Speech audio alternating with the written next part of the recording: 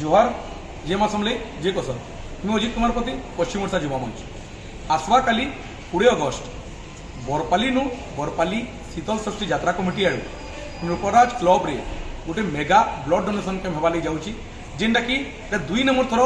blood donation camp organise करवा जाऊँचे बरपाली शीतल षष्ठी यात्रा committee समस्त को अनुरोध करुचे कि वर्तमान खाली बरगढ़ रे नुहे से कि पश्चिम ओडिशा रे नुहे से सारा ओडिशा रे सारा भारत रे रक्तर अभाव देखा देछि आमर पश्चिम ओडिशार प्रणकेन्द्र कौतुबार बुर्ला भी रक्तर भीषण समस्या देखा देछि तो से रक्तर समस्या के दूर करवार लगी आपण माने समस्ते हाथे कानी दौन आ आसवा काली